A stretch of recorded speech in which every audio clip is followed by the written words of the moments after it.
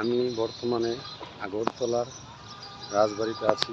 দেখেন, প্রথমে ঢুকতে হবে আই লাভ আগরতলা। দেখেন, এই জায়গায় মাস্টারদা সূর্য সেন তার ভাস্কর আছে। আরেকটা পাশে আছে শহীদ ক্ষুদিরাম বসু। ঢুকতেই প্রথমে দুজনের এই বড় কৃতিত্ব মেনের ভারতবর্ষের মধ্যে দুজনের ছবি করে ভাস্কর্য করে এই সেই রাজবাড়ি। দেখেন, ভিতরে এখনও খোলা হয় নাই। আমি সকাল সকাল আসছি, তো প্রথম গেট কাজ চলছে, গেটের মেন ফটকে।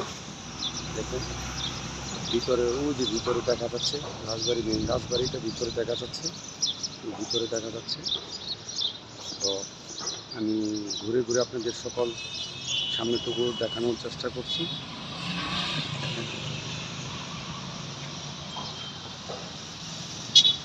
এই সেই ইন্ডিয়ার পতাকা দেখা যাচ্ছে,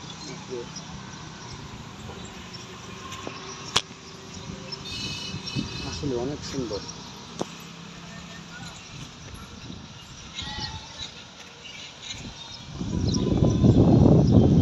সামনের রাস্তা দেখেন,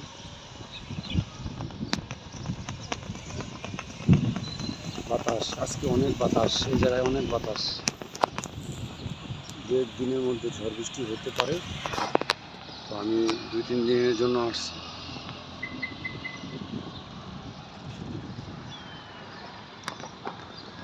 পুরো রাজবাড়িটা আপনাদের আমি দেখাচ্ছি।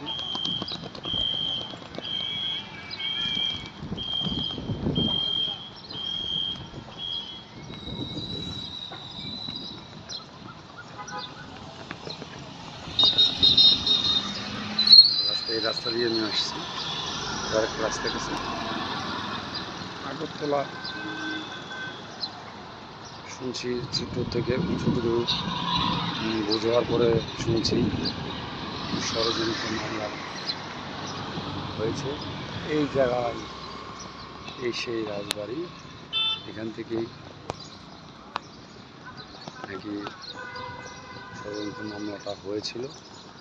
আমি সঠিকভাবে বলতে পারি না, বুঝে যাওয়ার পর থেকে শুনেছি আর কি।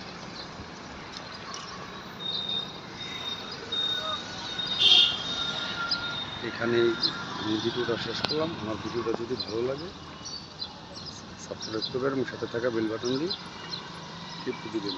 লাইক কমেন্ট তো অবশ্যই করবেন।